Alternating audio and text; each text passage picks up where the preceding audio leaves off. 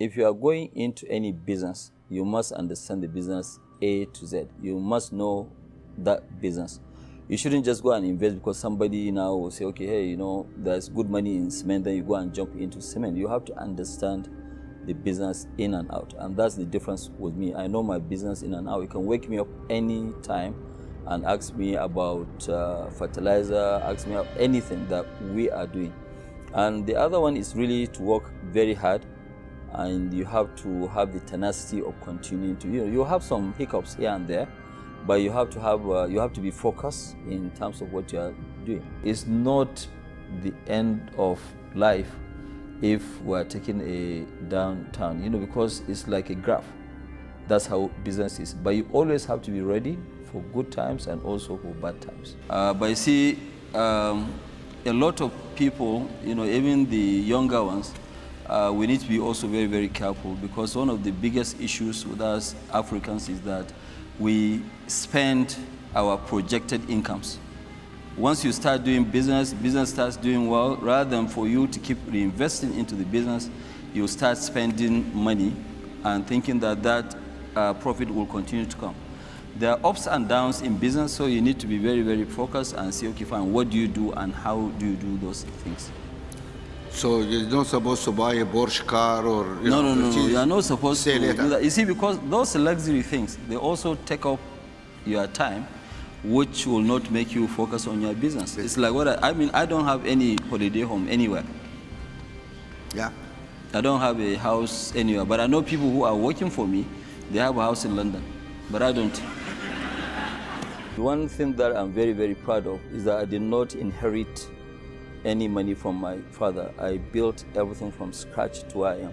What we do as Dangote Group, we use our businesses, like now we're using our current businesses to build the future of the business. Like when we're in sugar, it was the sugar profit that we used in building the cement. Now with this cement, we're building so many things, refinery, fertilizer, petroleum products, and then we're doing also petrochemicals. We're not doing like other Africans where most of the money is in the bank. Right. We don't keep any money in the bank. Whatever we have, we fully invest, and we keep on investing, and that's what we do. The most important thing is the fundamentals of the business. If this business fundamentals are good, if the fundamentals are good, then you go ahead. I can say that 90% of whatever we invested in, we are doing very well. So I think it is where you should invest. Even myself as an African, I cannot invest in every single sector. So I have to be very choosy of where I invest. I think the most sectors to focus is either ICT or agriculture. These are the two promising, this thing that you need to focus on. Countries that I can suggest for people to invest, one of them, of course, Nigeria. My own duty today as a Nigerian, not as Alico Dangote, is to keep convincing people to come and invest in Nigeria. And I keep telling people that, look, Nigeria is the best kept secret. Ghana is a very good place to invest. Cote d'Ivoire, Kenya is also a very good place to invest. Africa is full of opportunities. Opportunities are enormous. It's not only in oil or in copper or in coal. I mean, there are so many areas. I mean, you look at it today in Africa. In agriculture, you're going to make huge tons of money, because we have 60% of the world's arable land. So with that, you cannot really go wrong. And you go back and look at countries like Nigeria, Cote d'Ivoire, Cameroon, all these countries before, they were living on agriculture.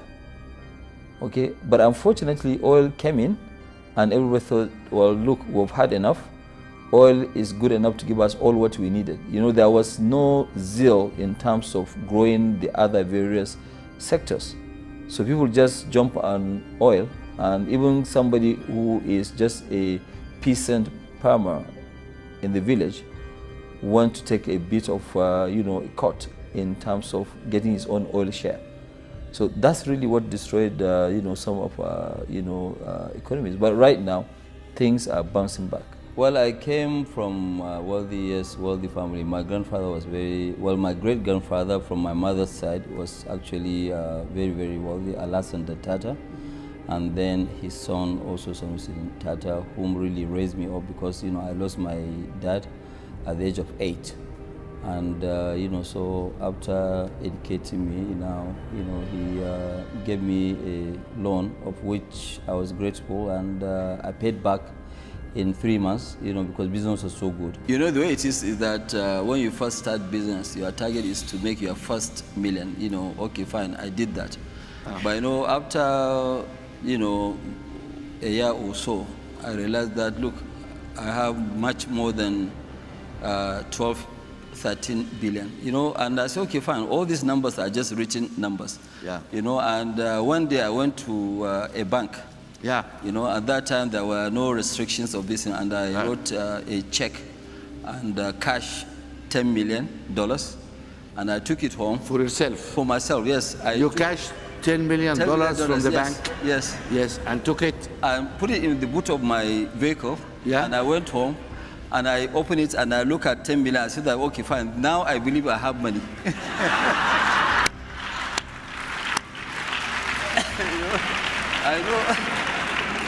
I know. So you put this in the bed and slept all night on top of it. You made love to your money. It was in the boot of my car. Yeah. But I bought it, and I went there by myself. I drove myself to the bank. I cashed the money, and I put it in my room, and I look at the money, and I took it back to the bank the next day. Anytime when I have excess money, I like to put more in terms of charity. Okay. I don't really have very expensive lifestyle. Can I ask you how much money you have in your wallet today? Today? Yeah, how much money you have in your pocket? You'll be very, very surprised. I don't even have, not even $1, nothing. You have no money on you? Nothing. Okay. Nothing. I have nothing. That's money for you guys. When you have money, you don't carry money. My upbringing from my late grandfather really helped me quite a lot. He was a very, very humble person, and sometimes he used to drive himself. And that's what I do now, even on weekends. Right now, once I finish this interview with you, I won't go out with the driver. I'm going to go alone, and I'm going to drive myself. I mean, I feel safe, and really I don't have any issues, with that. It's always better to be humble. They say that no condition is permanent. So I want to always run my life, whether I have money or I don't have money, I can run it, and it's true. It is true indeed. If you are focused in whatever you are doing, you will achieve greatness. Alico Dangote is an example of that. Thank you for your time.